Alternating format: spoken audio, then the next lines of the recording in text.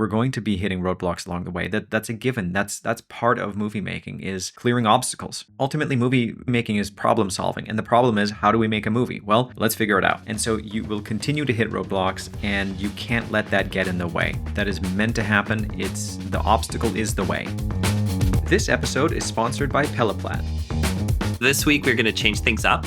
And instead of bringing on a guest, I'm actually going to be interviewing my co-host, Ken Kabatoff, who's got a very exciting project that's starting to pick up steam, which we'll get into. And for those of you who aren't aware, Ken is an accomplished writer and director with 17 years of experience in the film industry, delivering high-quality stories to millions of viewers. Starting in 2016, Ken wrote for the critically acclaimed sci-fi Netflix show Travelers, where he became co-producer. In 2020, he was nominated for the Best Drama Writers Guild of Canada Award for his final episode. After directing multiple short films that have screened for tens of thousands of viewers across the world, Ken was awarded the prestigious Directors Guild of Canada BC Emerging Greenlight Award to direct a deeply personal short film titled The Doukhobor. The film is now on the festival circuit, allowing Ken to focus on his feature directorial debut, Remnant. Welcome, Ken. Hello. It's good to be here. I feel like I was going to be here anyway because we do this regularly. But now I'm in the hot seat. So, lucky me. That's right. This is we have to have hot wings now and start asking some questions. We could do a variation of that. Yeah, exactly. Well, let's kind of, do our origin story version here. So how did you go down this road of becoming a filmmaker? I've wanted to be a director since I was 5 years old. I just remember, seeing Jurassic Park, and the title card at the end said directed by Steven Spielberg, as this, helicopter flies over the ocean. And I was like, I want to do that. I don't even know what a director does, but I want to do that. And so that was sort of, my foray into wanting to become a director and a filmmaker, and learning as much as I could about it, and just becoming obsessed with movies as a kid. And Jurassic Park was really the one that did it for me. That was to me, that just epitomizes movie magic, right? Dinosaurs don't exist, but in this movie they do, and they are as real as hell. And when you're a kid seeing that, it's just mind-blowing. It's the same, effect that Star Wars had on a whole generation of people as well. And Star Wars was my number two, right? Star Wars, Jurassic Park, Back to the Future, those are all my favorite movies. And that's what did it for me. At that point, I just started consuming movies, and I knew I wanted to become a filmmaker. And so throughout high school, I would make these short films, and I found a group of friends that were like-minded, and we had our little film group, and we continued to make short films. And at one point, actually, in high school, there was like a drama program, right? But it's an acting class, and that's the closest that you could kind of get to filmmaking. And some of our other classes, I would always just make a movie as an assignment instead of writing an essay or building a diorama or whatever it was. I'd be like, I'm going to make a short film here. And so I was always trying to find ways to make movies. And then eventually we had this amazing teacher at our high school named Heather Shippett. And she basically saw that we all love to do this, and she figured out a way to pitch a film course to the school district. And so we ended up creating a film program in our high school that was accredited course. And so in our final years, we actually managed to create a little film class that people loved, and it still exists today. It's pretty amazing. I did a talk there last year, and it's just so cool to know that we helped create this class, and it's still around today. But all of that to say, we were making films, and these shorts were not great, but they're high school shorts. And then I made one movie called Bread, Salt, and Water, which had to do with my Doukhobor heritage and this event that happened at high school during a Remembrance Day assembly. I'm not really going to get into the details of the movie because it's boring, but ultimately that movie got me a scholarship to the Vancouver Film School. That's what I ended up doing. I came to Vancouver, and I did the 1-year film production program at VFS, and that's where I met you as well. That's correct, yeah. Yeah, I was FP 119, and you were what, 121? 120. 120. That would have been around 2008, I guess. And yeah, so I went to film school. I graduated, and this was, late 2008. And so the writer's strike was that year, which meant that there was nothing shooting in town. And that was a crazy conversation to have with my parents, who, spent a lot of money sending me to film school. And then it's oh yeah, by the way, there aren't any jobs available. Hollywood's on strike, there are no jobs, and so I ended up getting a job in like commercial casting, which was non-union and that was still going. And so I became like a videographer for like A&W commercials and tire companies and like anybody that wanted to shoot a commercial in Vancouver. And so I did that for a few months, but then eventually the industry started to pick back up again. And that is when the head of Shoreline Studios, the facility where these commercials were being cast, my boss was like, "Hey, I need you to come in on Saturday. There's this, low budget feature action movie that's casting. It's directed by some Swedish guy named like Dolph something." And I'm like, "Dolph Lundgren?" She's like, "Yeah, Dolph Lundgren." I was like, "Oh my God, this is insane. I'm a huge Rocky fan. Dolph Lundgren, Ivan Drago from Rocky 4. He's coming in. I get to run his casting session. This is incredible." And yeah, so Dolph came in and I ran the session and it went really, really well. And I was, nervous as hell doing this, but he liked it so much that the next day he canceled the casting session at the other facility that they were going to go to and brought everybody back to Shoreline where I was. And so I got to work with him 2 days in a row. And at that same time, my resume was floating around town as a director's assistant, and it ended up on this production. So 3 weeks later ish, they called me and they're like, "Hey, we got your resume, and this is a Dolph Lundgren movie." And I was like, "Oh, I just did your casting." And Dolph remembered me and brought me in for an interview to meet the rest of the team.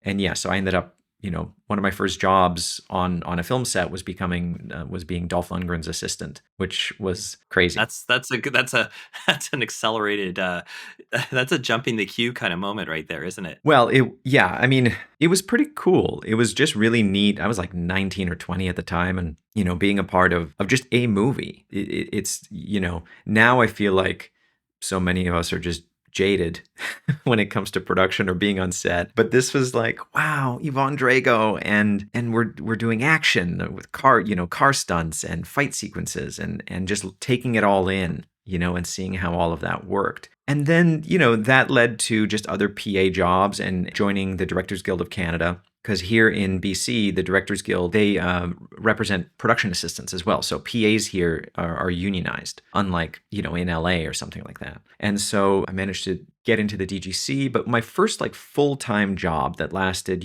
more than just a couple of months was on a show called Stargate Universe, where I was the office PA. And that was created by Brad Wright. And at that point, Stargate, was a massive, massive success. This was the third series in the Stargate franchise. It was a family. I mean, they had been running for 14 years at that point, 17 seasons. Some people were there from the very beginning. It's pretty crazy. That kind of built the industry in that sort of 2010, 2012 world, right? Like that Stargate was kind of the thing in Yeah, from about 1997 to 2010. And I mean, like the Bridge Studios, they built stages for Stargate because they just needed so right. much space. And so it was an institution and just such a great group of people.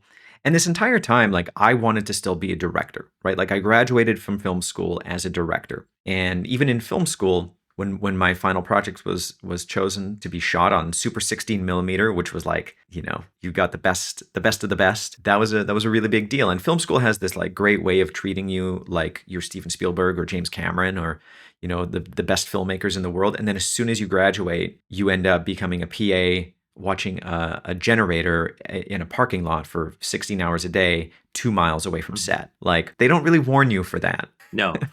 In fact, when I taught at Vancouver Film School, and we can get into that, but it kind of went, I went full circle. I made it my priority to teach the students, like, yeah, enjoy this while you can, make friends, network, get as much feedback as you can.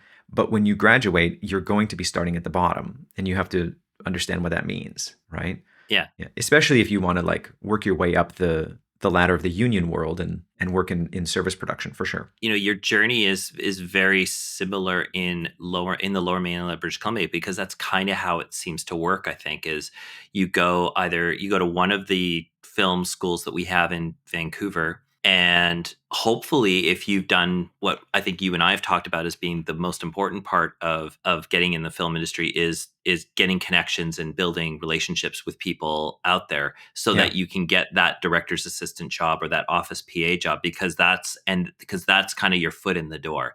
But as long as you have that humble pudding that you take, knowing, okay, my first full-time job is going to be an office PA. Like, what does an office PA do on a television show? Yeah, well, actually, I'm glad you're asking that because that's where I was guiding students. Like, if they're going to apply for any job in the union, like service production side of the Vancouver film industry or Toronto industry or New York or LA, but like, any established industry, an office PA is one of the best opportunities because you're inside all day. So you don't have to deal with the rain. That's huge. You're not stuck on set shooting in the winter. It's an administrative position. So you are going to be handling a lot of the paperwork that comes through or have your eyes on a lot of that paperwork, from call sheets to one-line schedules to calendars, memos, possibly rental agreements, right? If you have to scan something for your boss, you're going to be able to see all of this information. The other great part about it is that, in the office, everybody's prepping. And so it's a great place to network and get to know the director of photography and the prop master and the set decorator and the production designer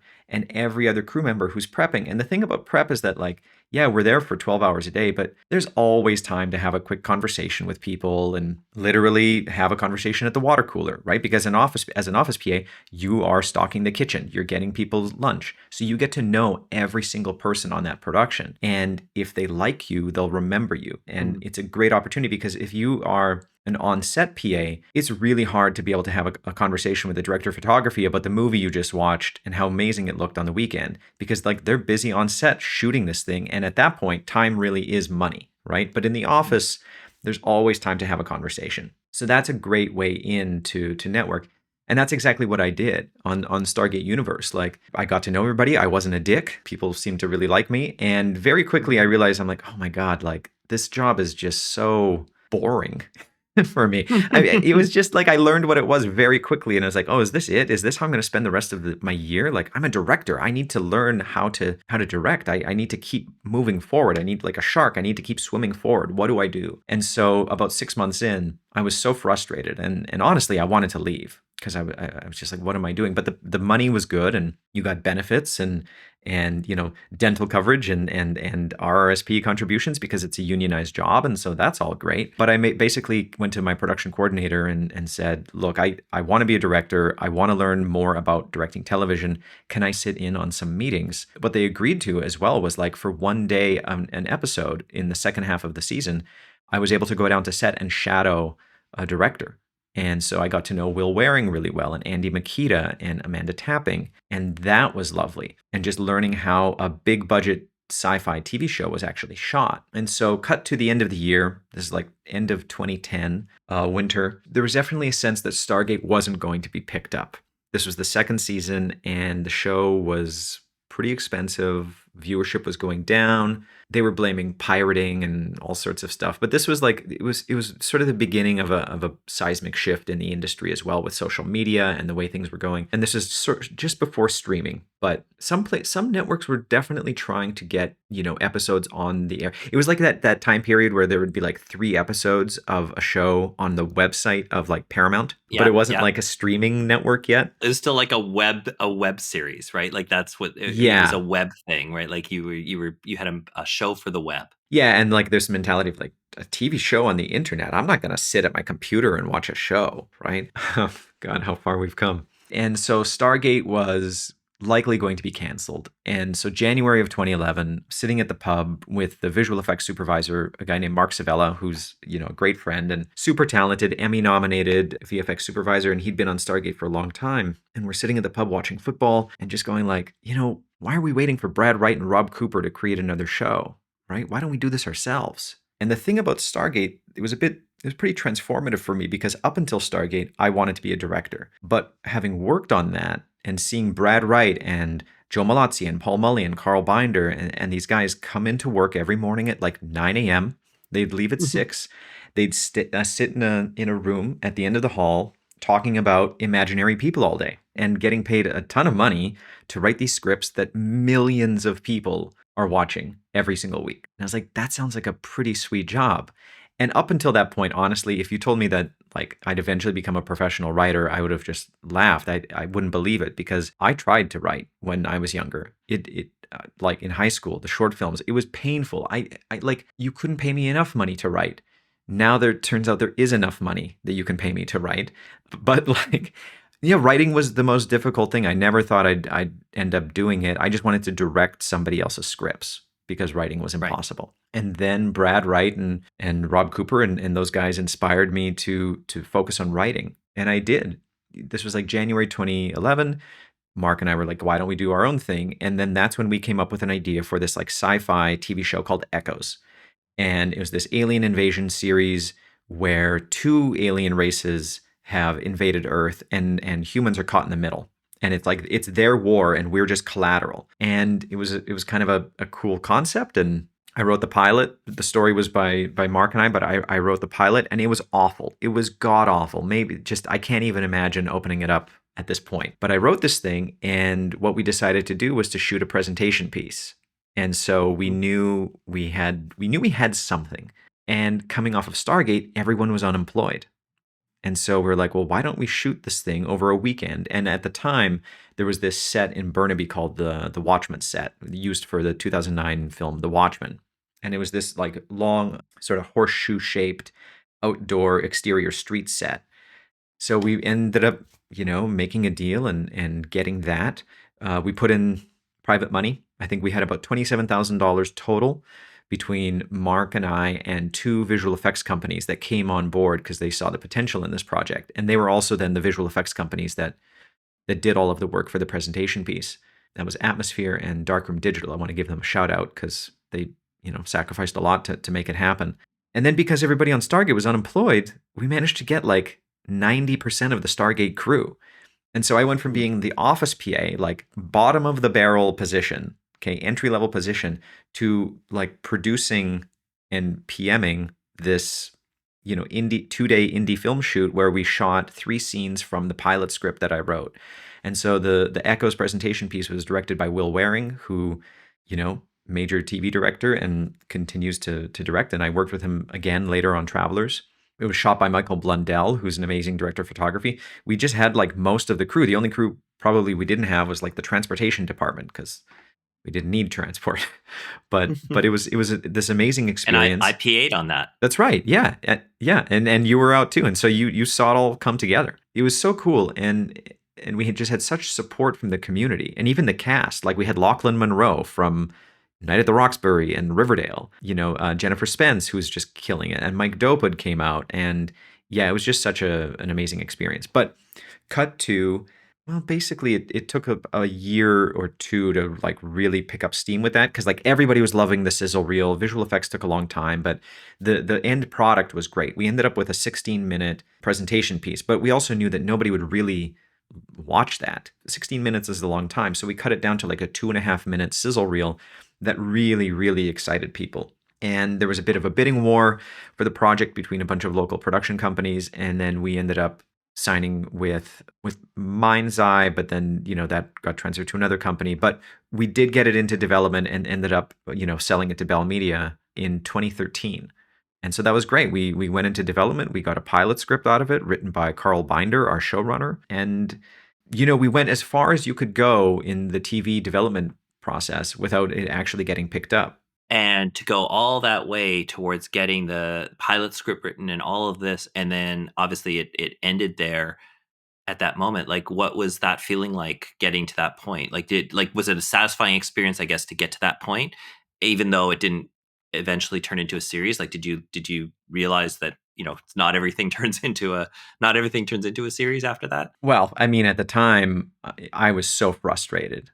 Even during the Right. process, I was frustrated because it's, I'm much more patient now because I know how the industry actually works. But like at the time, I was so impatient and I was like, why isn't this happening? Why can't I get the thing that I want? Again, I was in my like early to mid 20s at that point. So I just didn't understand how the industry worked. Yeah, I mean, it's looking back, it's great. We sold a show, we got into development. It's like it's good for the resume, but it just fizzled out, and that kind of sucked. It's not like the door was totally closed on it though. Like I was able to take that out then even just a few years ago before the pandemic, and to try to just test the waters with Netflix and other networks. And ultimately, the time had passed on that one, and I think like it's not the strongest show anymore, right? Like I have way better material now that I'm just much Right. more excited about. And so as an experience, for sure, I wouldn't give it up for the world, because it taught me so much about how development works and like what's important to keep in mind, and even just working with other people and creating something. But looking back at it now and just taking into account what we do even with this podcast and all the people that we talk to, yeah, we made something happen. We shot a presentation piece privately, and it led to a really great process. It got me actually into the Directors Guild. They saw what we did and they're like, oh, okay, yeah, like you have the stuff, kid, like you can become a member. And so, it had its benefits. So it's interesting because you got you into the Directors Guild, but you were the writer of the show. Did you write the pilot as well? No, you. No, I didn't. So I wrote the first version of the pilot that should be, burned, and then and shouldn't ever see the light of day. But we knew that in order to sell the show and like get it into development at Bell Media, we needed to bring on a showrunner. And so that's when we brought Carl Binder on, who's incredibly talented, and Right. and he wrote the pilot, and rightfully so. Like I was not ready at that point to I don't think I could have written a pilot that would have been like network worthy at that point. Right. But during that whole time, like this process took a couple of years, right? So like I needed to work, I needed to put food on the table, like we all do, and so I ended up becoming a producer's assistant on a show called Falling Skies, which was a crazy thing in my mind, because like I at the time I was trying to sell a TV show about an alien invasion on Earth while I was working on a Steven Spielberg show about an alien invasion on Earth. And this show was this was like 2012 to 2015.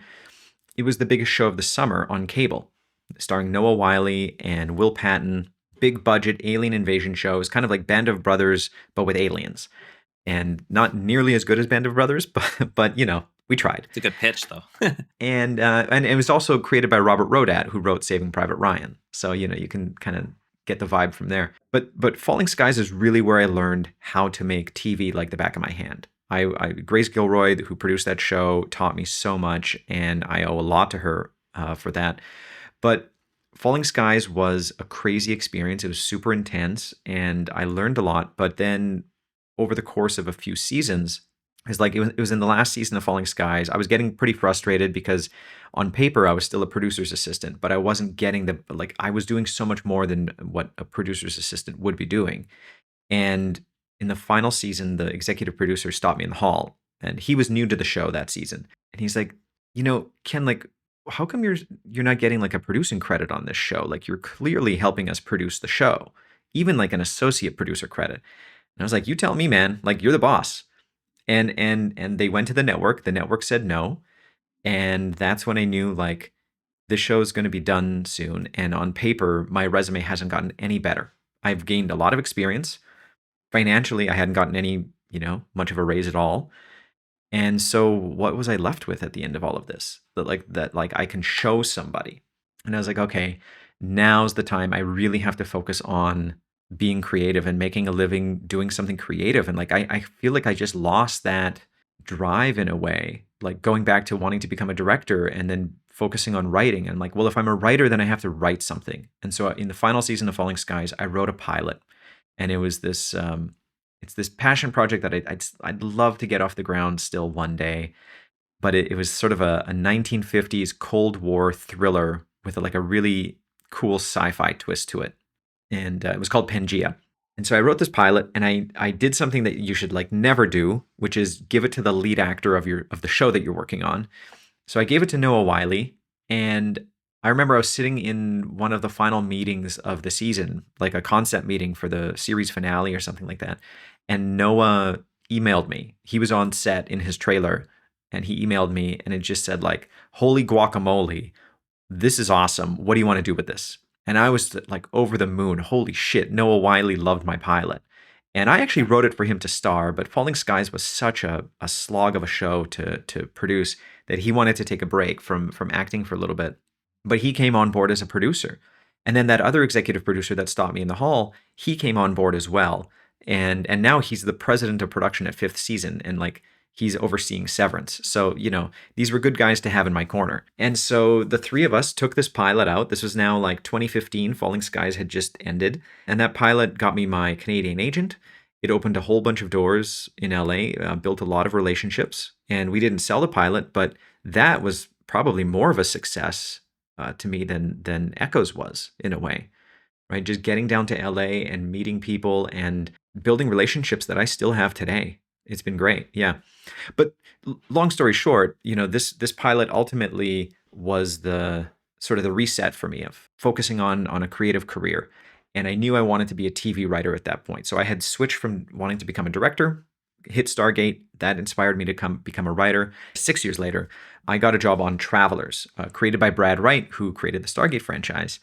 And in that 6 years between Stargate Universe and Travelers, I learned how to make TV really, really, really well. I knew the ins and outs of it. I know how to produce.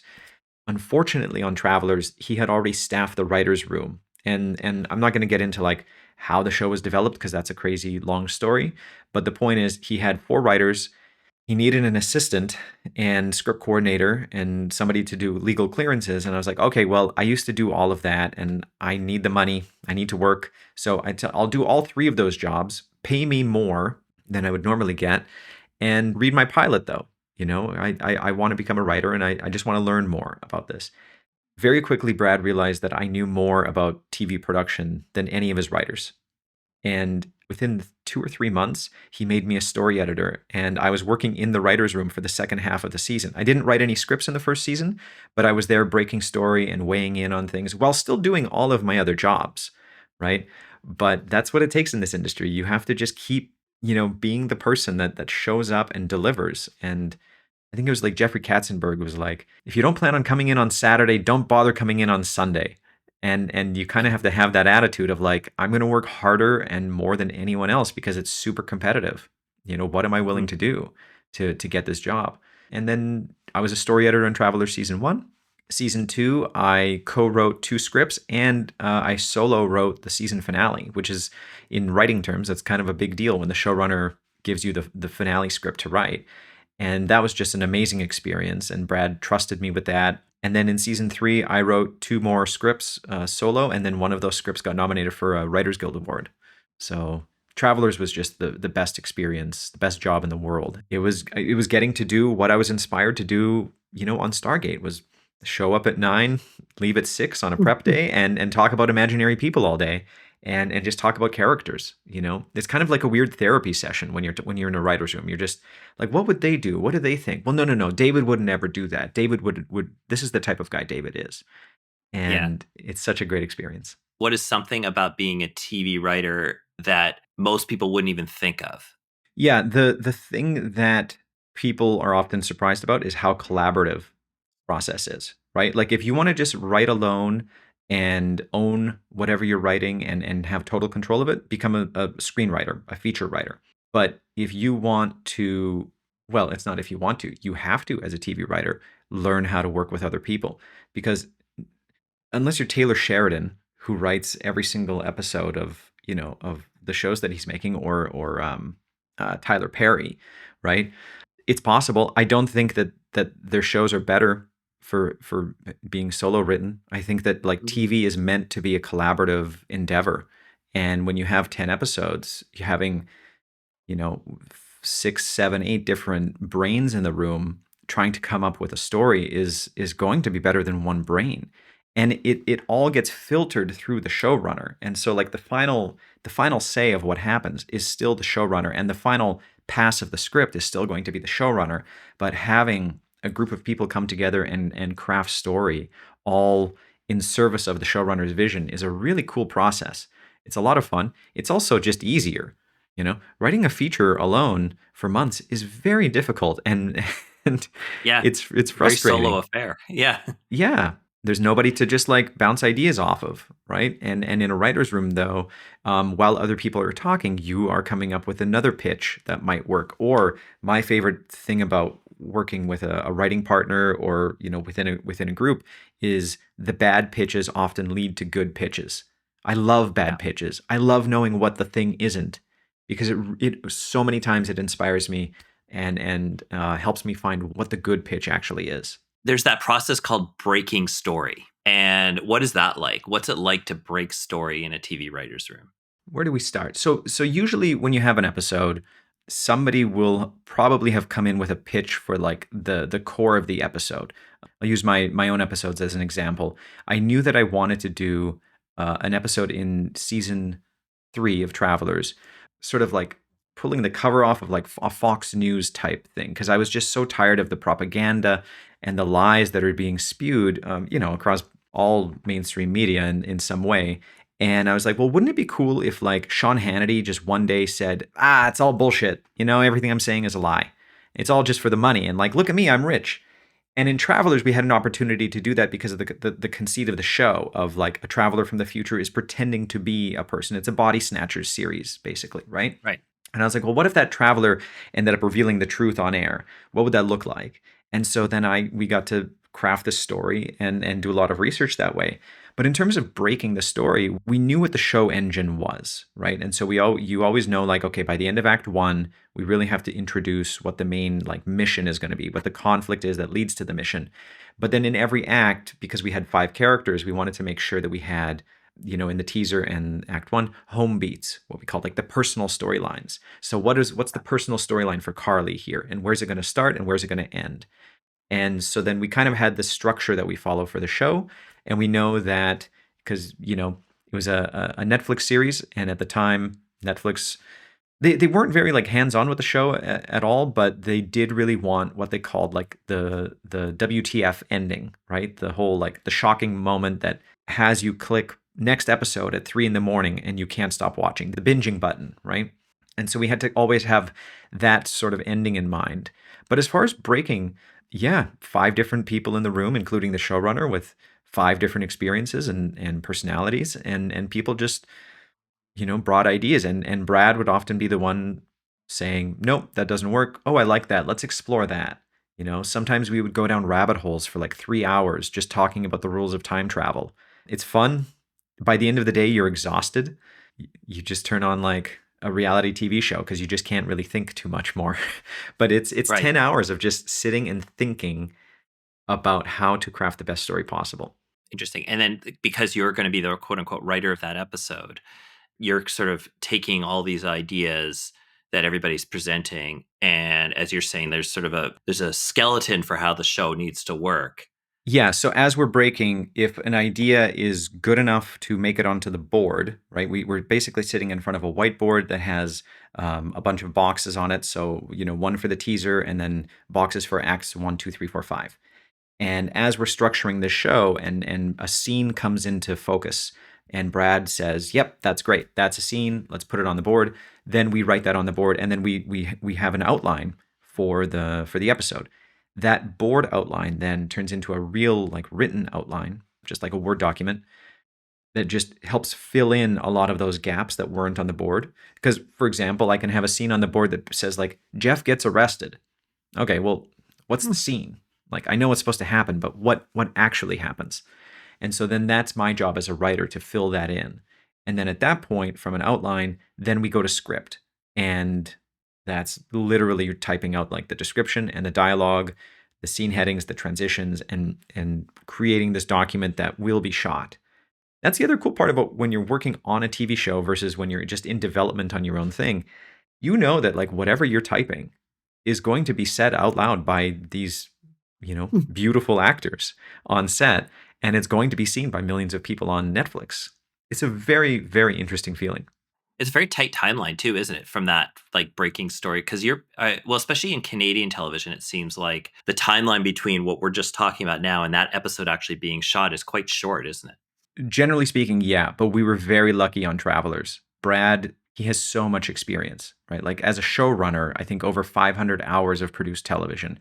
And so it's pretty amazing to work with him and see how he schedules the room. Well, just being efficient in general, right? And so to give an example, I think it was like my season 2 finale episode. I started to write it in April of 2017, and it wasn't going into production until the end of June. And so I had a Okay. long time to write that script. Like I had 2 weeks for the first draft, and then we did notes, and then I had another week to do those notes, and then yet another round of notes. Where like I have friends that work in network TV, and they have to write a script in 5 days, and like it has to go then to production and get ready to be prepped, because that's just how far behind they are. And often they don't even get to write the first draft on their own. They have to like tag team it with all the other writers.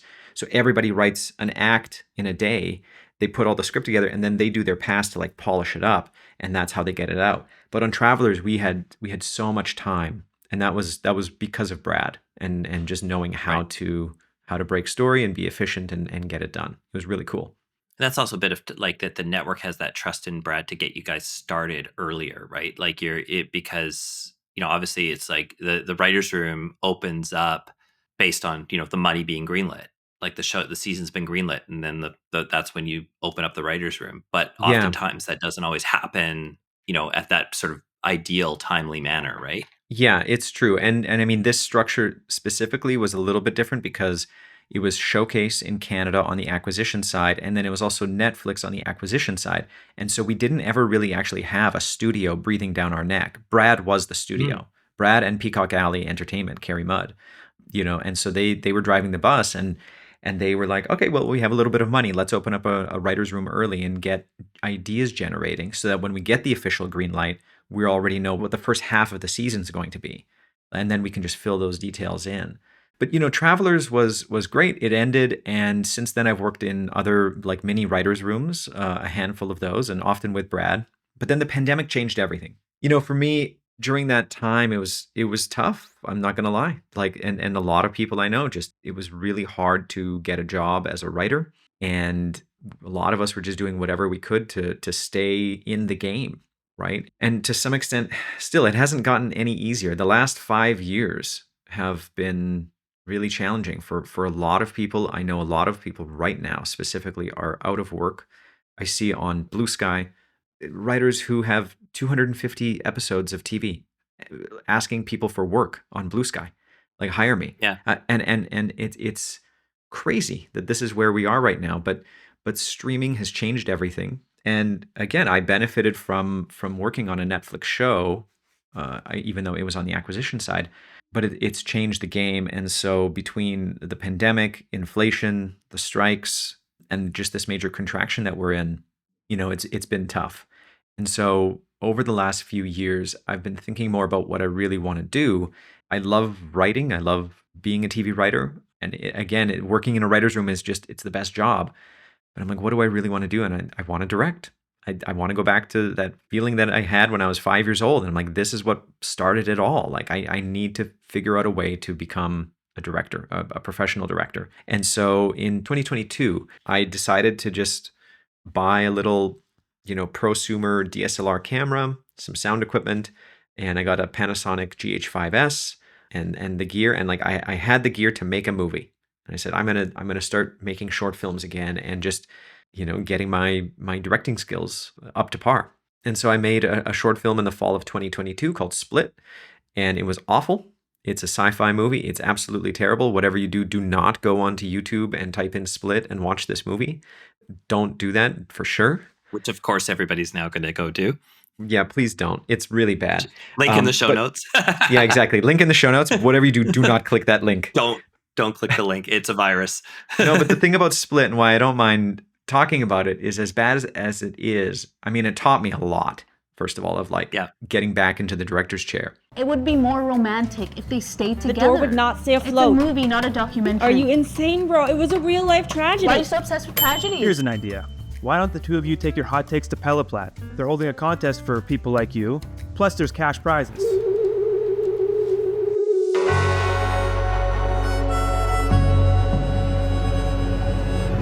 Game on.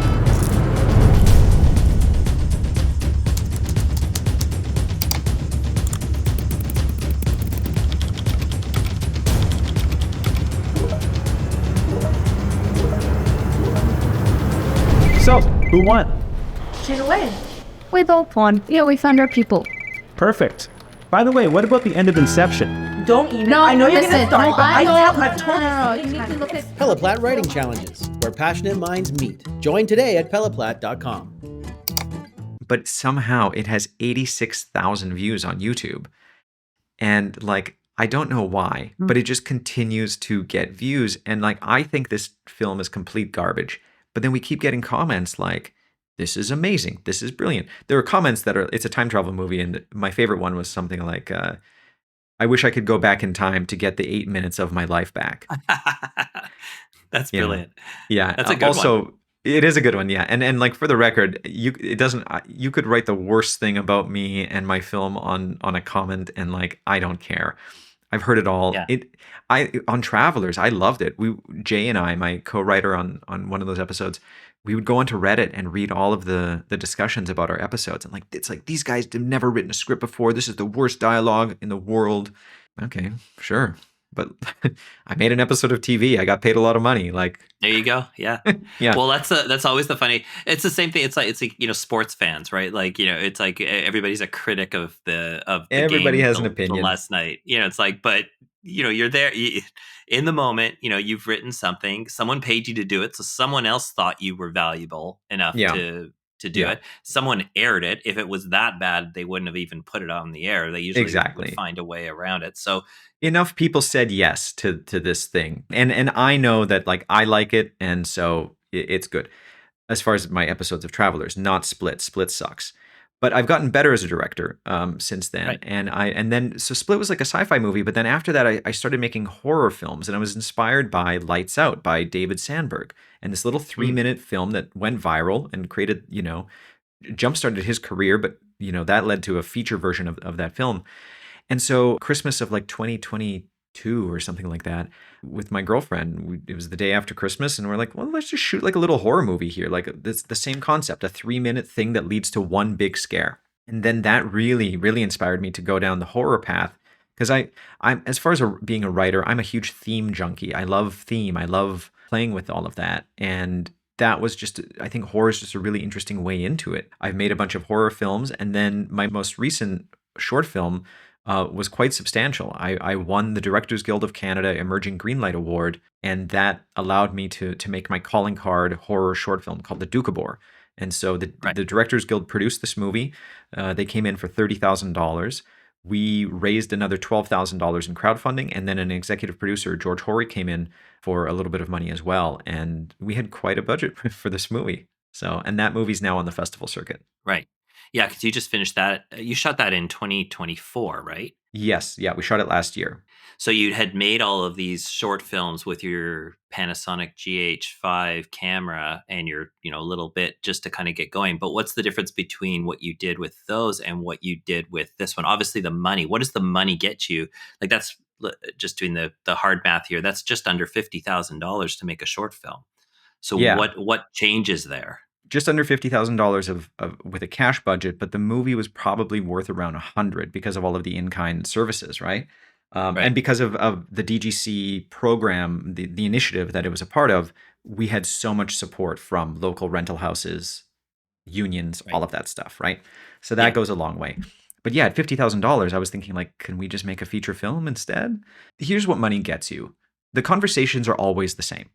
It doesn't matter if you have $250, $2,500, or $250 million. The conversations about what you are doing creatively are always the same. It's just, where are those conversations happening? Are they over Zoom, or are they in a beautiful warehouse, like on a soundstage, as the construction department is working behind you, right? How many people are working on this? How many hats does one crew member have to wear in order to pull this off? That's what money gets you. Also, who is that crew member?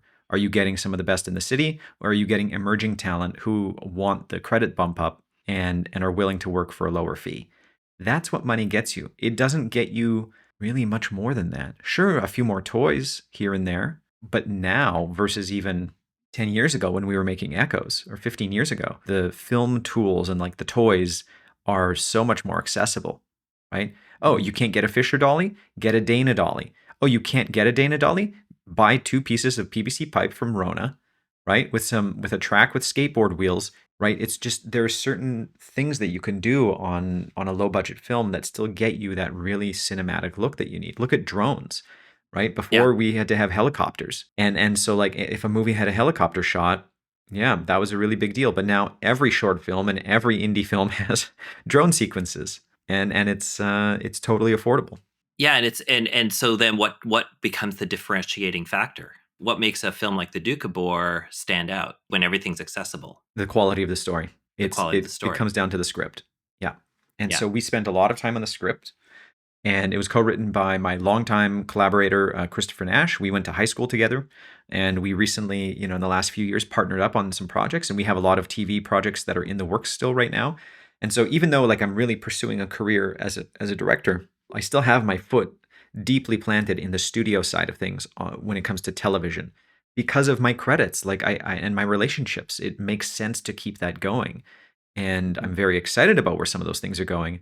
But at the same time, I'm equally excited, if not more excited, about the path of setting up an indie feature, which is what I'm focused on right now. Yeah, and let's get into that in a second. But one of the things, just before we jump into that, you raised a really good point about not putting all your eggs into one basket, and it's kind of a weird thing because in order to really like make something good, you really have to be 100% in it.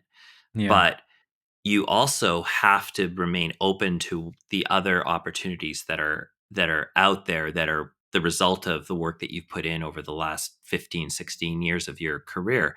So how do you balance this now dream goal of becoming a feature film director with a fallback, not I wouldn't even say a fallback position, but more of a like this is the television industry that has kind of built you into you, like what the Yeah. industry knows you as is this, but you're trying to now you're trying to become known as this. So how are you balancing that? Yeah, there's a bit of separation between those two things. And what I mean by that is, well, the skill set is the same, right? The networking is the same. It's rather than just meeting with a TV company, I'm now meeting with potentially a feature film company. But the conversations and like the things you have to do to land both of those jobs are essentially the same. Pitching is the same. You're just talking about a different type of story and a different type of project. But so all of that's easy. Where the separation comes in is I have agents, and my agents are handling my TV stuff. And my agents don't think that they can do anything for me on the feature side. So I said, okay, don't. I'm going to do that. I'm an entrepreneur. Like I have an entrepreneurial mindset when it comes to everything I do. And so even though I'm a writer and I'm a creative person, I'm a producer. I'm an entrepreneur. I'm looking at ways to, like I said earlier, like keep swimming forward. If I don't keep moving forward, I will die, is how I look at this. You're a And so shark. I'm a shark. And so I need to always be, moving forward in some way. I'd like to say that like progress is my favorite thing to make. Not writing a script. I like making progress. I like knowing that today I did something that is going to move a project forward or multiple projects forward in some way and get me closer to what that goal truly is. And so as far as balancing it, right now specifically, yeah, it's tough because there are a lot of projects that are in the works. I just sold a TV pilot that I have to write now with Chris, a medical drama. We have two other series that are in development. One of those series has a very famous pilot director attached and now is going out to major pods, companies that have overall deals with studios to try to land a showrunner. And so like some huge names are reading that pilot right now. And it's based on extremely famous IP. And we're very excited about this show, but TV takes forever. The other series is a sci-fi prestige series that's kind of in the vein of like Arrival, and that is with producers. And just the other day we had to interview showrunners for that series. At the same time, I'm still, I'm actively in development on this feature, and that's where most of my focus is going right now because of the momentum with that. But I still have to juggle all of these other projects. The skill set is the same though, right? Every meeting is essentially the same. It is just like you kind of just have to take a moment 5 minutes before every meeting and go like, okay, what's this project again? What am I talking about? Okay, yeah, let's go. Like, which hotel room am I in? Okay, yeah. Exactly. Yeah. And I hope like you do that so that one of those things moves forward and then you can put 100% of your energy into that thing. But right now, Right. development is you have a whole bunch of plates spinning and you just don't know which is maybe the plate spinning analogy isn't the best one because they usually come crashing down at the end. And I don't want that to happen here. But you're Right. throwing everything at the wall. Here we go. Here's one. You're throwing all There the you go. spaghetti at the wall and you're hoping that at least some of it sticks. Your career, it seems, is not made up of any one particular thing. It's made up of a lot of divergences that have created that spark that has gotten you this, and then that got you the meeting with this person, and then that meeting with that person got you this job. You're not pivoting to the point of like, oh, I've decided to change my mind. Progress is really the actual career that you're building here. Is Yeah. you're just always moving forward. Yeah, and somebody brought this up the other day. This director, a friend of mine, made a really good point where sometimes it feels like things aren't working out for you in some way, or there's this big gap, especially in my own career, like going from wanting to become a director to production to TV writer, and now focusing on directing again while still TV writing, but like sometimes it just feels like nothing's moving forward the way I want it to, and I don't have control of it. But what's ended up happening is over time, compound interest applies to this as well, right? Compound interest is like one of the greatest financial concepts in human history, and it applies to your own career too. Where if I was trying to do this as a 22-year-old, of course nothing's going to happen. Nobody knows me. I don't have a track record, right?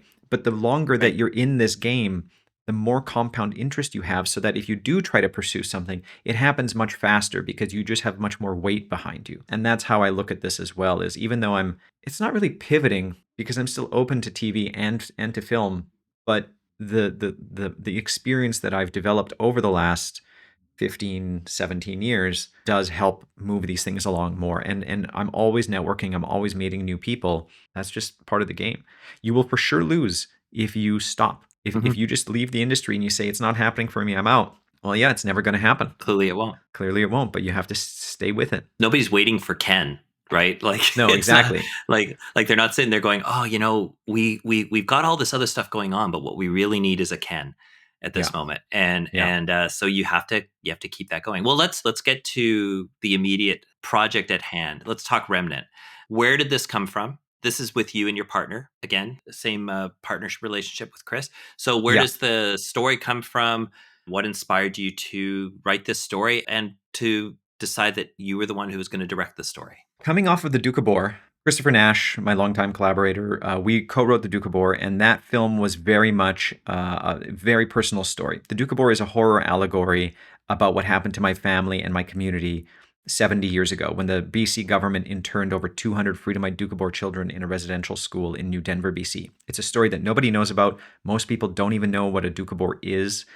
And my family belonged to this religious group that was exiled from Russia. They were known as the Doukhobors, and they're pacifist, anti-materialistic. And when they came to Canada, they basically had a very tumultuous relationship with the Canadian government for decades. I'm not going to get into all of that, but basically in the 50s, my family, which were part of this like left-wing extremist sect of the Doukhobors called the Freedomites, they were deemed to be terrorists in this country. And in the eyes of the Canadian government and the Canadian public, my family was dangerous and had to be stopped. And that's where the internments led and the forced assimilation of children. And it was really bad. That's, a checkered past that I've had to learn to accept and come to terms with. That, my cousin, when he was in 9th grade, his teacher in high school came up to him and was like, your grandfather was a terrorist. And he came home crying, and he's like, what's the teacher talking about? And they're like, well, okay, we'll tell you a story of what happened. And like, this is who our families were. And like, they were protesting in the nude, and they would burn down their own homes. But those burnings led to the bombings and stuff like that. And then they all got arrested. All my grandparents have been arrested. So in the eyes of the public, we were terrorists. The RCMP, in fact, created a division of the police, of the RCMP, called D Squad, Doukhobor Squad, just to police the Doukhobors. And so this dark past is something that I've had to learn to accept and come to terms with. And that's really at the core of this movie called Remnant, which is a horror film that is this total thrill ride throwback to, the Blumhouse movies of 15 years ago, like Insidious and The Conjuring and even Mike Flanagan's Oculus. And this is, this thematic core is exactly what our lead character, Anna, struggles with throughout the movie. And so Anna is this young woman in her early to mid-20s, and she is estranged from her mother and from her family. She's come to the city, but then she learns that her mother died and left her the family home. And she wants nothing to do with this small town that she comes from, nothing to do with this house, but she has to come back and deal with the house and sell it off. She's Gen Z. She doesn't have any money, She's struggling to make ends meet. She has a couple of jobs. What we discover when she comes back to town is that her father murdered a lot of people. Like he was known as a mass murderer and fled the country 10 years ago before he could get caught. And her mother stood behind her father and supported him. And basically they became pariahs in this town. And so Anna couldn't wait to leave town, but now she has to come back and the town doesn't want her there. What she discovers is that there's sort of an entity in the house that may be responsible for some of these things and may be responsible for her mother's death. And so I'll leave it there as far as like the setup for the story. But look, this is a haunted house movie. It's a possession horror film. It's an exorcism film. It's a really interesting take on an exorcism film. And at the end of the day, for me, that thematic element of being loosely inspired by my own family history is what I really love about this project. And so I'm directing it. Christopher Nash is writing it. Our producer is Cole Hewlett, who also produced the Doukhobor for us. And so we just had such an amazing time on that film that we knew we had to keep the team going. This is not just a pipe thing. This is actually happening. It is going to happen. Whether it happens at a certain budget level that we would really like, around the $1 million mark, great. And if it's lower than that, that's fine too. We know how to pull this off because of our experience and the team that we have in place. You can check out remnantmovie.com to see updates on our production, the team that we currently have in place, and just more on our producers as well. This project has been kicking around for about a year and a half or so. We originally applied for the Telefilm Talent to Watch program in 2024. We didn't get it because of some stupid technicality from Telefilm. Honestly, it was like if I had graduated from film school 5 years ago, we would have been able to compete. But it was because we graduated film school 15 years ago, that was the technicality. And so to me, that's an ageist rule, and they should be condemned for it. But anyway, I have a bone to pick with Telefilm on that one. But this is the same story, right? Like you pitched, this was the Talent to Watch film was this film, Remnant. It was roughly the same story. A lot of work has gone into it since then, sure. And at the time it was called Inheritance, and then, whatever. But it's evolved since then, and for the better. It's a much, much better movie now. And frankly, I'm really proud that at the moment, we're putting this together privately. We're still open to, government grants, and we've applied for Creative BC as well. So let's see what happens there later this summer. This has been kicking around for a little while. It's a great script by Chris, and we've just been looking for private equity, and we got some. And so at the moment, we have enough money now to basically say, yes, we will be shooting this movie. We're still on the hunt for private investors, like all of us. Nothing's ever in stone. So at the moment of this recording, everything I say is like, this is what it's like today. But talk to me in 2 months and let's see where this movie's at, as far as even who's attached and where we're shooting. 2 months from now, did we stumble across an amazing tax incentive in South Africa? And are we going to send everybody there? Well, probably not. What is the plan as it stands now? If you had to go forward today and nothing changed, what would you be doing? Yeah, so the plan right now is to start official prep in September and then shoot for 20 days in October. Right now, the most likely scenario is to shoot 3 weeks here in Vancouver and then 1 week in Osoyoos in the Okanagan. I really want to shoot in Osoyoos. I think it's a beautiful area that hasn't really been explored too much. My parents run a motel out there, and every time I go there, I'm like, I just wish I could shoot something here. It's this beautiful desert landscape. And Kelowna has a much more thriving like Hallmark MOW industry going on, but in Oliver and Osoyoos, I just think the landscape's beautiful. The small town is it's one of those classic rural America type small towns, right? Just like one street running through it, and all of a sudden you're on the highway again. And so I want to shoot the exteriors and certain scenes there. But the reason why we would do 3 weeks in Vancouver is because most of the movie takes place in this old heritage house type thing. That we feel like we can probably do easier in Vancouver, as well as have access to the crew that we really, really want to pull this movie off. It's just easier to get people to shoot here rather than asking them to go to, another town for 4 weeks. Well, and also like you have to house them, you have to figure all that stuff out for that time frame, and obviously feed people on the days they're not even working on the film, and all the stuff that goes along with that. Yeah. And the benefit to shooting, like we have multiple budgets for this film, right? With multiple different scenarios. One scenario is that we're actually in Osoyoos for 7 weeks. So prepping this movie and shooting this film. But then the benefit to that one actually is you get the regional tax credit, which is quite a lot of money, right? So that actually does help pay for a lot more elements. But then in terms of casting, I have somebody in mind for the lead role. And generally with horror, it's widely accepted that, you don't usually have a name for your number one. They'll often become a name after, a breakout hit. But in this case, we have somebody who we've worked with before. However, for some supporting roles, I would love to be able to get, somebody a bit more famous and with just a better credits to help with marketing and distribution down the road. And so we're looking at that as well, which means also like one of the enticing factors would be, well, we're shooting in Vancouver. We're not shooting in this small town in British Columbia where, you're going to have to fly in and then drive for hours. And it's a Soyuz in October. It's not a Soyuz in the summer, right? So the weather is it's a little less spa worthy at that point, I a guess. Soyuz in the summer is like the place to be. It's it's amazing. But a Soyuz in October is a ghost town. Everything shuts down at like 2 p.m. and there's nothing to do. It's a good time to make a which could movie. be to your benefit. Yeah, exactly. Well, yeah, I mean, and to that point, coffee shops and there's a hardware store and just like certain things that we know locations that we want to shoot at, we know that we can get those locations for a much cheaper rate than if we tried to get those locations in Vancouver. The benefit of shooting in Vancouver is you have the rental houses here, you have crew here, right? But to your detriment is the fact that Netflix and Apple and Amazon and all of these studios have driven up the cost of production and the location fees at so many of these places. So many times you can be chatting with the owner of a coffee shop and they'll be like, "No, I want $20,000 a day or more." And you're like, "Yeah, but we're an indie film. We can't afford that." And they go, "How do I know?" And like Apple was just here and Apple paid that. It's like, well, how do we compete with Apple? We can't. But if you go to a small town, your money can go so much further. People get excited about the movie making process, right? When a movie comes to a town, and if you can get a bit of a star, it's a big deal. Like a gold rush in a way where you sort of have to find where people haven't dug yet.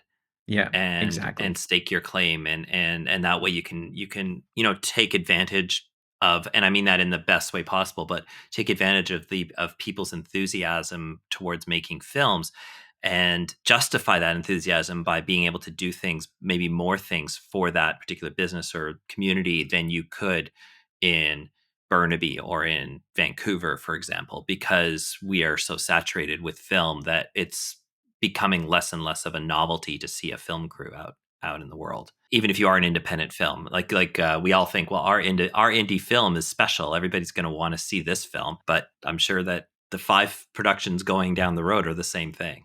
Would you say then that the fact that you have a date and a time frame set in stone, you never want to say set in stone, but you want to say like sort of set on the calendar, and you've got the private equity that you have right now, and the plan in place to use that private equity to make this film, it sort of makes it a foregone conclusion that this is going to happen in this time frame that you're looking at, and the only thing that could change it is that you might get more money to do it a little bit differently. The way I'm looking at this right now is I was inspired earlier this year, Anthony, when you and I met for coffee. And within less than 2 weeks, we had this podcast and we didn't think too much about it. We just went for it. And we said, this is going to happen. Let's do it. And we'll figure it out as we go along. And I really, really like this mentality. And it's a very much an entrepreneurial mindset of like, the faster you can do something, the sooner you get results. And then you can pivot, and that feedback is what allows you to grow faster than anyone else. Some people spend years developing a movie, years developing, any sort of project. It doesn't matter which industry you're in. That amount of time ruins it for them because somebody else is just going to figure it out faster and get feedback faster and grow faster. And so that's how I'm looking at this movie. Let's not overthink this. This movie's happening. Mm-hmm. We have a great script. We have a great team. We're moving forward. It's going to happen. And if the investors pull out, if we can't get the crew that we want, we will figure out a way to make it happen. And by talking about it, and that's also why I wanted to talk about it today, when you put it out there as if it is happening, people start to get excited. And then in some weird way, that's how it actually ends up happening, is because of the support and the people and the excitement and the enthusiasm that's out there around the project that you have self-generated. That's what we're doing. Mm-hmm. And you have to just believe that I don't know exactly how to get there right now, but I know that I will get there, and it will happen, and it's going to be great. The interesting thing, I think, from your experience and what this all sort of circles back to, the experience of you making short films in high school, is it's not that you don't know how it's going to happen. If I asked you tomorrow, what's day one, what's day two, you could probably tell me how this film is going to be done. That's in true. Like, you've got the logistics figured out because of all of that and because of your producing partners and so on.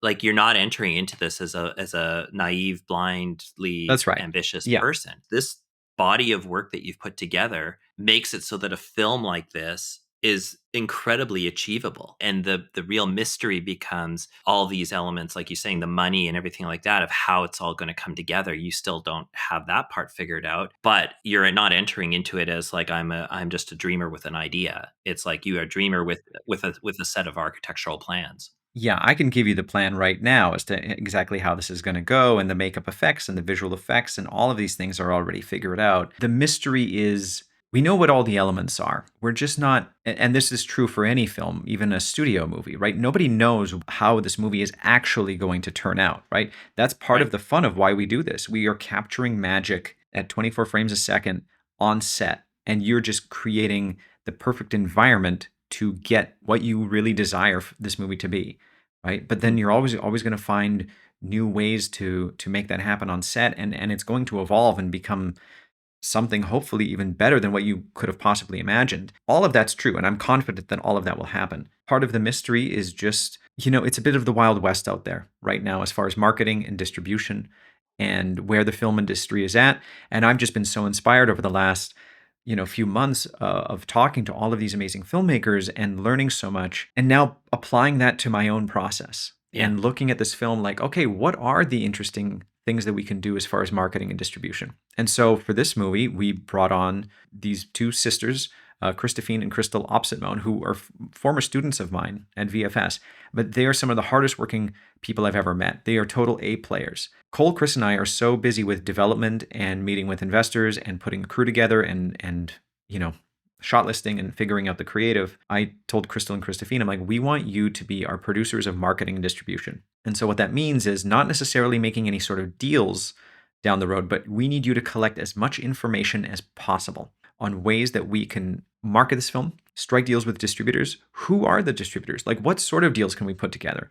We are going to be so busy with development and setting this film up that we need you to think not about A, B, and C. We need you to think about D and E, so that when we get to that point, we are ready to go, and we're going to be exhausted, but all of these things are already going to be in place. And does that mean we start having some of these conversations with distributors or potential streamer, other financiers right now? Or just, start to build elements and set ourselves up for success later?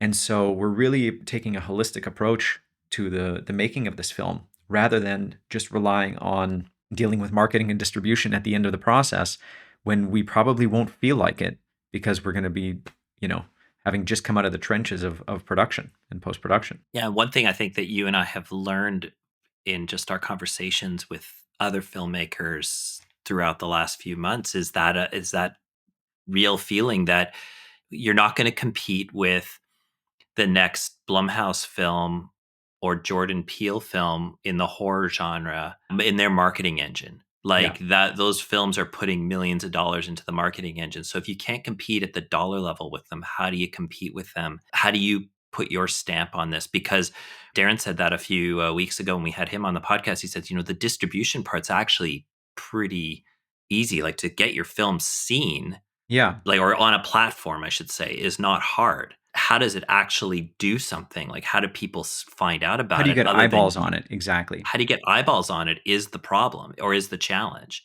Yeah. And that's also ultimately what your investors and what your distributors and what your partners are looking for too, is, how do we get this out of our bubble of just, friends and family going to see the film because we tell them that they should go see it?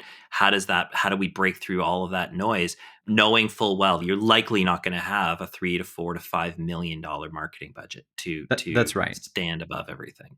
Yeah. And so the way we have approached the budget so far is, even with our high end figure of, 1 to 1.1 million, right now about $100,000 of that is just for marketing and publicity.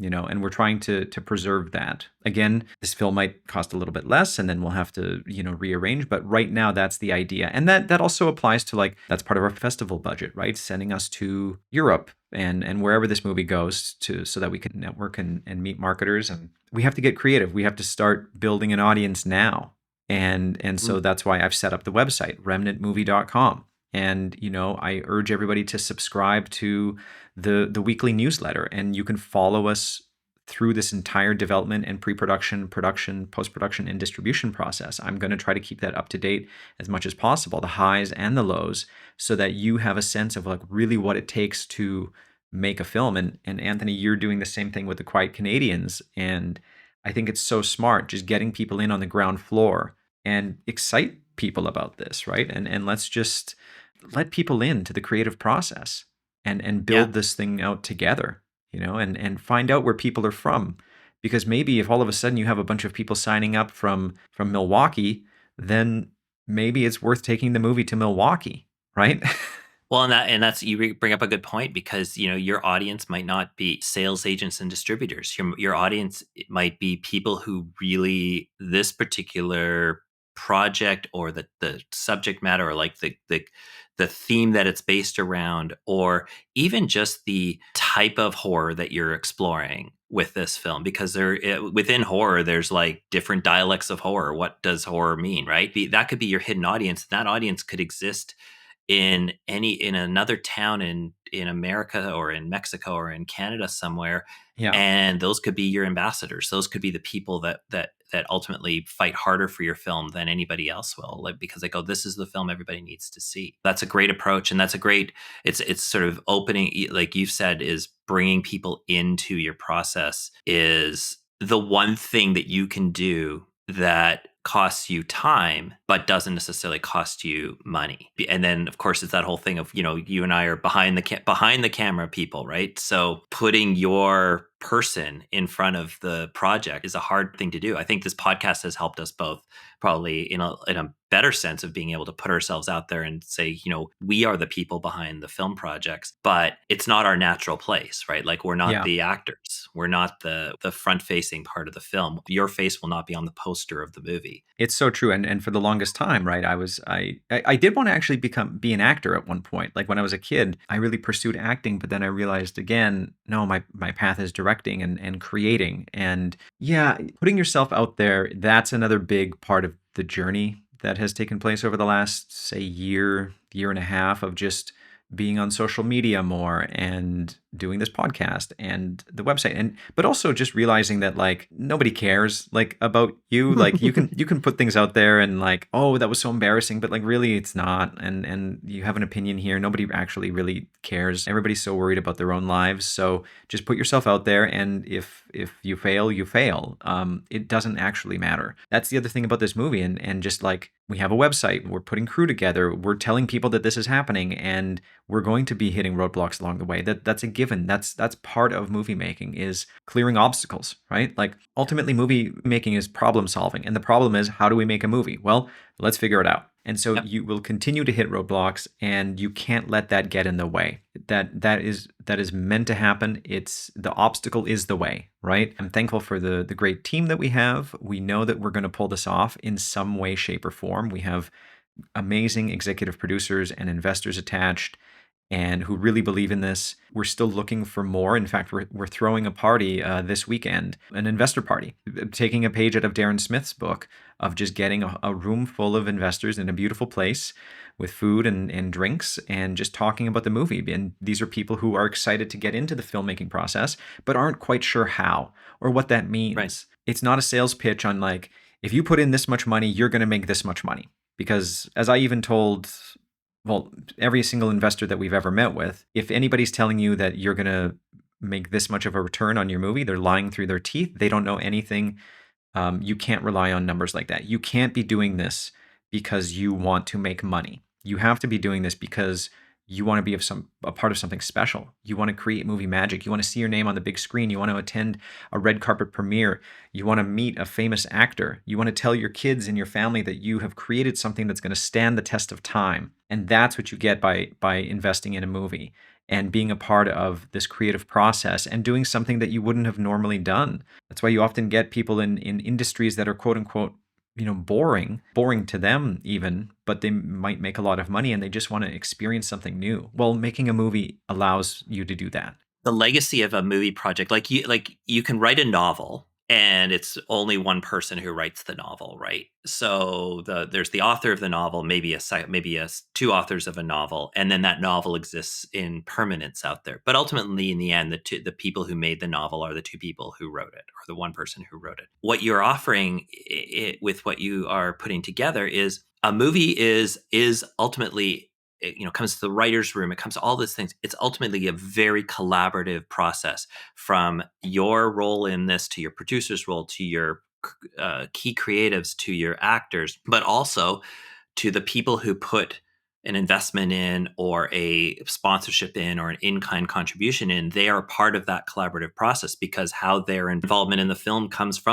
into the marketing and the distribution side of things, because they're going to be the first people in line to see the movie. They're going to be the first people at the theater, but they're also now putting their stamp in the universe. Movies from 200 years ago still exist. They still are out there. A movie really is a last forever sort of legacy. Like, it doesn't go away.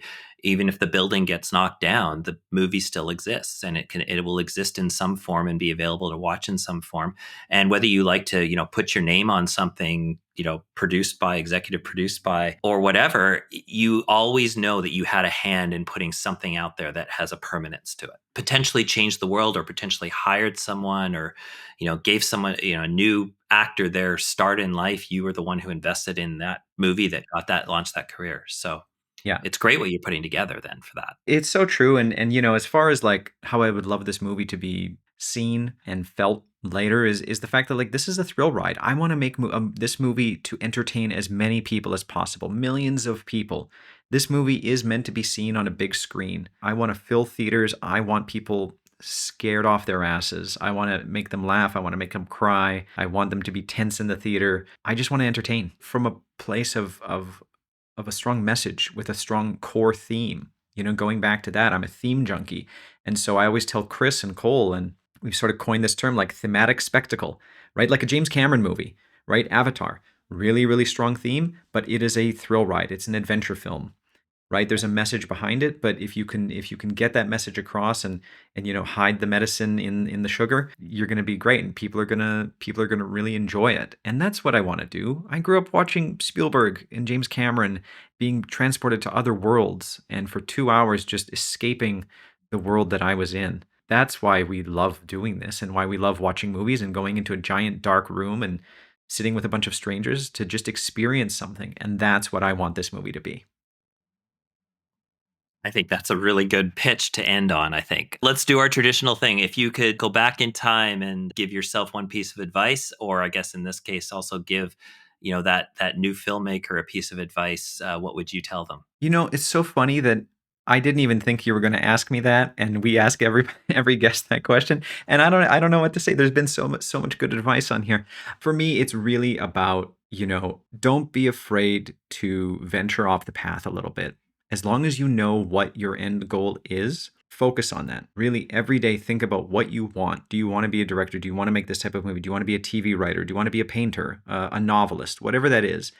But don't be afraid to just follow, different paths to get there, because your story is not someone else's story, right? There's a quote by C. Robert Cargill, who's an amazing Hollywood writer, and I'm paraphrasing here, but it's something along the lines of like, breaking into Hollywood is kind of like breaking out of prison. If enough people do it the same way, they patch up the hole and you have to figure out a new way. And it's so true. Nobody's path is the same. Focus on what you want and keep working to get there. And life is going to throw obstacles at you. But if you know what your end goal is, your subconscious will lead you there. It really will. You're going to find opportunities where you may not have found them before. Somebody else may not see them, but you're going to see them. And so just be open to it.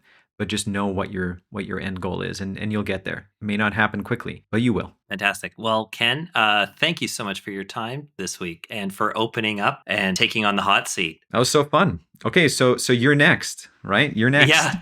I guess I'm going to go next week. So the shoe will be on the other foot. I'm inspired by what you said this week, and it's so fun talking with you. For those of you listening, if you really want to see the origin of how this podcast came to be, I feel as though this conversation we just had is very much the conversation we were having in a coffee shop in January. What's inspiring is talking to other filmmakers about what they're going through and getting just even a little bit of inspiration and even just a little bit of motivation to keep going, even when it doesn't feel like it's working out the way you want it to. So thank you so much for opening up. And what's the website name again? Yeah, so remnantmovie.com. You can follow our journey there, subscribe to the newsletter. I'm on LinkedIn, Ken Kabatoff. I'm on Instagram, Ken_Kabatoff. Come along for the ride. It's going to be a crazy one, but it should be a lot of fun.